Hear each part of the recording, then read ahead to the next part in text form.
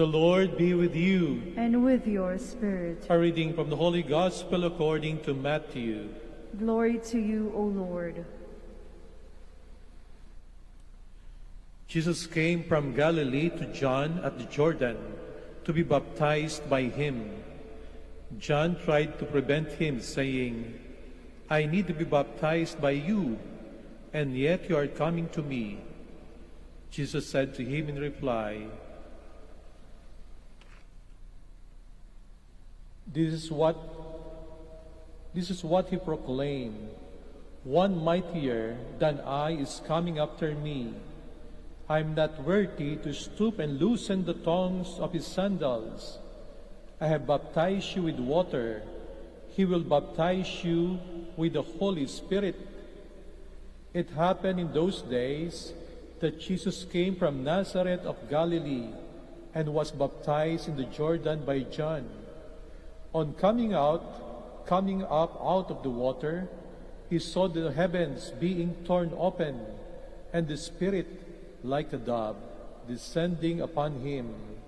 And a voice came from the heavens, "You are my beloved Son. With you I am well pleased." My dear sisters and brothers, the Gospel of the Lord. Praise to you, Lord Jesus Christ. Please be seated. Pinagdiriwang natin ngayong linggo ang kapistahan ng pagbibinyag sa ating Panginoong Jesucristo. Nararanasan po natin sa ating buhay ang pagkilos ng kamay ng Panginoong Diyos. Nararanasan natin ang grasya ng Panginoong Diyos sa pamamagitan po ng tinatawag nating mga sakramento. Ang grasya po ay gratis. Ibig sabihin, ito'y libre, isang kaloob, isang biyaya ng Panginoong Diyos. Ang sakramento naman po ay nangangahulugan ng mga panglabas tanda na nagbibigay sa atin ng pangloob na biyaya ng grasya. Kapag pinag-usapan po ang mga sakramento, meron po itong dalawang elemento. Yung elementong visible, ating nakikita, at yung elemento naman na invisible, hindi natin nakikita, pero totoong nandiriyan. Halimbawa po, ang aking pagsasalita ngayon sa inyo ay isang sakramento. Nakikita, nararamdaman, naririnig. Maaring ang sakramento ay nalalasahan dahil mga panglabas na tanda. Pero ito ay mayroong invisible component. Ano po yun? Ito po yung kahulugan ng inyong naririnig. Halimbawa po na mayroong kabayo dun sa labas ng simbahan o mayroong aso. Itong aking sinasabi ngayon ay naririnig din po nila. Baka nga mas matalas pa po yung pandinig ng aso sa ating mga tao. Hindi po ba yung sinasabi nila? Halimbawa, ako'y nagkwento ng isang bagay na nakakatawa. Maririnig nung kabayo o nung aso yung aking mga salita. Pero sa bandang huli, dahil narinig din yung aking kwentong nakakatawa, kayo'y matatawa. Pero yung kabayo, yung aso, kahit ka lang narinig, hindi sila matatawa. Hindi lang makukuha yung invisible meaning. Kapag halimbawa kayo'y nagkamayan, nag-shake hand, yung shake hand po isang sakramento. Mararamdaman ninyo yung pressure, maaring maramdaman ninyo yung init ng kamay ng inyong ka-shake hand. Pero meron tong isang invisible na bagay na sinasabi, hindi lang paglalapat ng mga kamay na ating nakikita at nararamdaman. Ang sinasabi nito'y tayo'y nakikipagkaibigan. Hindi po ba? So merong elementong nakikita at merong elementong hindi nakikita. Yung sinasabing yung mga santo, yung mga makata, yung mga tao nung unang panahon o kahit panahon ngayon, kapag tumitingin sa mga nilikha ng Diyos, hindi lamang ang nakikita nila ay yung bagay na nilikha. Yung ordinaryong mata, tawag lang sa mga taong ganun, materialist. Halimbawa, ang makikita lamang ay ang bundok na nilikha ng Panginoong Diyos. Maaari makita lang niya yung mga bato, mga puno, pero doon sa isang taong matalas ang mata, pag nakakita ng bundok, ang sasabihin nila, ang bundok ay ang lakas ng Panginoong Diyos. Yun ang kanilang makikita. Kapag ka nakakita ka halimbawa ng paglubog ng araw, sunset, siguro sa ordinaryong matang makikita lamang ay ang araw ay lumubog na. Pero sa mga santo ng unang panahon, ang nakikita nila ay ang ganda ng Panginoong Diyos. Ang paglubog ng araw ay hindi lamang dahil umikot ang mundo, kung hindi, ang kagandahan ng Panginoong Diyos. Ngayon sa ibang bansa po, napakalamig. Dito nga, ramdam din natin ang lamig. No? Merong mga niebe, merong snow, napakaputi. Hindi lang basta snow ka lang nakikita. Ang nakikita nila sa snow ay ang purity, ang kalinisan ng Panginoong Diyos. So may mga bagay sa mundo na tinatawag nating sakramento. Visible, pero merong invisible. Merong spiritual side. Merong bagay na nandiriyan at makikita lamang ng mga taong bukas ang kalooban, bukas ang mata, tinatawag natin bukas sa pananampalataya. Nang lumapit ang ating Panginoong Jesucristo kay San Juan, siya'y nagpabinyag. Anong kahulugan ito? Kapag pinag-uusapan natin ang binyag, ang ating naiisip, hindi ba't ito'y paglilinis ng kasalanan? Ano naman ang lilinisin sa ating Panginoong Hesus? Siya yung walang kasalanan. Bakit siya nagpabinyag? Ang sabi nga ng isang theologian, nung magpabinyag ang ating Panginoong Hesus, buhos sa kanyang tubig o lumusong doon sa ilog, abay ang nangyari hindi si Jesus ang nalinis. Ang nalinis po at naging banal ay yung tubig na ginamit sa Kanya upang sa ganoon lahat ng tubig sa mundo na gagamitin sa ating mga sariling pagbibinyag ay magpalinis sa atin. Yung tubig ang nalinis sapagkat ibinuhos sa Panginoong Diyos. Nung tayo ay binyagan, merong kahulugan. Ibang tao hindi nagpabinyag sa simbahang Katoliko. Iba'y nagpabinyag sa simbahang Iglesia ni Cristo. Nangangahulugan na naniniwala sila sa aral ng Iglesia. Iba'y nagpabinyag sa mga born again, sa mga Protestante, maaring sa Methodist, sila'y naniniwala sa aral ng mga simbahan na iyon. Tayo dinala ng ating mga magulang sa ating simbahang Katoliko, o yung iba'y matanda na magpabinyag sapagkat nangangahulugan ng isang bagay, naniniwala tayo sa aral ng ating simbahan. Nang lumapit ang ating Panginoong Yesus kay San Juan Bautista para magpabinyag, nangangahulugan na naniniwala siya sa aral ni Juan Bautista. At ano po ang iniaaral ni Juan Bautista? Isang bagay, repentance, pagbabago ng buhay. Sa mga tuwid, naniniwala ang ating Panginoong Yesus na ang tao ay dapat magbagong buhay.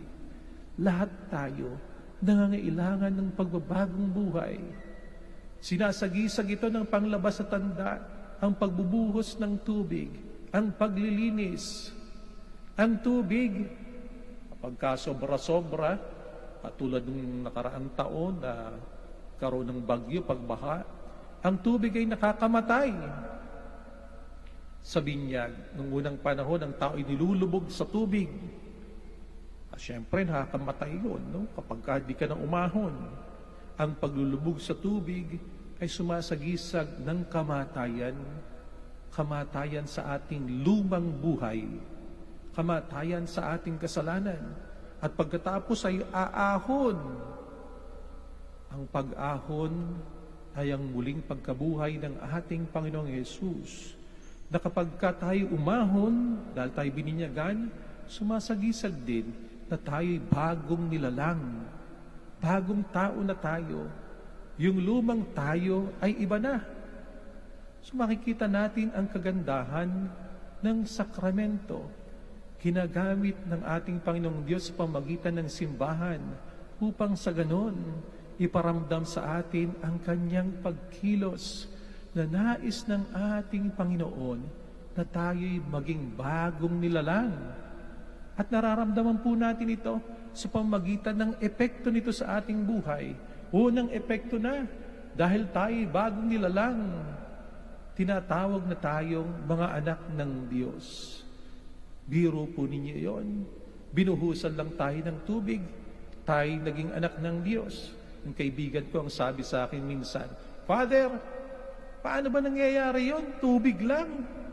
Tapos tayo nagiging anak ng Diyos. Sabi ko, pansinin mo. Halimbawa, mayroong tubig tapos pinakulo, nag-i-steam. Aba kapag kayong tubig, nandiriyan lang na kumukulo, parang walang magagawa. Pero ilagay mo sa kamay ng scientist, yung tubig na kumukulo, yung steam na yun. Among unang panahon, alam natin, nakakapagpatakbo ng barko, steamboat. Yung steam na yun na kumukulo, kapag ka inilagay mo sa karunungan ng mga scientists, makakapagpatakbo ng turbine, magkakaroon ka ng kuryente, magkakaroon ka ng power. Yung tubig na ibinubuhos sa atin, kung nasa kamay ng Panginoong Diyos, di po ba't napakamakapangyarihan ng Panginoong Diyos, tayo'y binabago, tayo'y nagiging kanyang mga anak. At hindi lang yun, sa binyag, tinatanggap natin, tinatawag ng mga virtues, no? Yung mga kabutihan, grasya, ang sabi ko sa pag-uumpisa ko, grasya galing sa Panginoong Diyos. May 3 grasya na direktang nakaugat sa ating Panginoong Diyos. Tinatawag natin na grasya ng pananampalataya, faith, grasya ng pag-asa, grasya ng pagmamahal. Direktang nakakonekta sa ating Panginoong Diyos ang pananampalataya. Laging sinasabi na makapangyarihan ang pananampalataya. Makapangyarihan hindi dahil sa atin. Makapangyarihan sapagkat yung ating pinaniniwalaan ang ating Panginoong Diyos ay totoong makapangyarihan. Ang pag-asa, malaki ang nagagawa sa atin sapagkat yung ating inaasahan ang ating Panginoong Diyos ay makatotohanan. Hindi tayo lolokohin. Kaya mga taong umaasa sa Panginoong Diyos ay nakakatanggap nito. Ang pagmamahal ay makapangyarihan din sapagkat alam natin na ang Diyos ay pag-ibig. Sa mga taong nagmamahal, sumasa kanila ang Panginoong Diyos. At para makamtan natin ito na tinatanggap natin sa binyag, binibigyan pa tayo ng mga tulong habang tayo nabubuhay, tinatawag nating moral virtues. Halimbawa ay prudence. Para tayo makarating sa Panginoong Diyos, kailangan mo ng tamang pagpapasya, prudence. Araw-araw, tinuturo sa atin ng Panginoong Diyos ang direksyon ng buhay na dapat nating tahakin. Natawag natin kuminsan na wisdom, karunungan, foresight. Tayo binibigyan ng fortitude, lakas ng kalooban, para kung ano man ang ating nasimulan, ay ating matapos. Binibigyan tayo ng temperance, pagtitimpis sa sarili, upang sa ganoon, sa ating paglalakbay araw-araw, nanduroon ang ating disiplina at kung paano tayo makikiugnay sa ating kapwa. Binibigyan tayo ng hustisya, tamang pagtrato sa ating kapwa-tao. Ito'y mga tulong upang tayo makarating sa ating paroroonan sa ating Panginoong Diyos. Tinatanggap natin ang lahat ng biyayang ito nung tayo ay bininyagan. Sabi natin ay gifts. Kapag ka nakakita kayo ng isang bata na gifted, no? Bata pa lamang ang lit-lit pa, marunong ng tumugtog ng piano o ng instrumento. Gifted siya, pero alam natin na kailangan niyang i-practice araw-araw yung kanyang gifts, no? So, suportahan mo yung bata na mayroong kakayahan. Kapag ka hindi niya practice, kahit gifted siya, nawawala. At ganun din po ang hamon sa ating buhay. Tayo binigyan ng pananampalataya at tayo magse-celebrate bilang mga Katoliko sa Pilipinas ng ating 500 taon. No? Ngayong taon na to, simula sa April hanggang susunod na taon, Pagdiriwang natin ang unang misa at pagbibinyag dito sa ating bansa. 500 years ago nakalipas, ito'y pagbibigay sa atin ng pananampalataya. Pero ang pananampalatayang ating minana sa ating mga magulang, para maranasan natin sa ating buhay, kailangan pong pinapraktis natin araw-araw. Sa pamilya, dapat makita at maranasan ng inyong mga anak ang isang buhay na pananampalataya. Ang pag-asa, ibinigay na sa atin ng bata pa tayo. Pero kailangan nating maisabuhay ang pagmamahalan. Nandiriyan na, noong bata pa lang tayo. Pero kailangan maramdaman sa pamagitan ng paglilingkod at pagsasakripisyo sa isa't isa. Kumikilos ang Panginoong Diyos sa buhay natin sa pamagitan ng napakaraming sakramento sapagkat mahal tayo ng ating Panginoon. Ngayong araw na ito, pinapaalahanan tayo ng ating simbahan sa pamagitan ng pagbibinyag sa ating Panginoong Jesucristo na patuloy tayong laging magbagong buhay. Itong kalooban ng Panginoong Diyos, tayo nadadapa, pero dapat lagi tayong tumatayo, lagi tayong nagbabago. Umasa po tayo sa gabay ng ating Panginoon. Hilingin natin ang kanyang grasya, gratis, libre, kaloob, ay matanggap natin sa ating mga pang-araw-araw na pangailangan.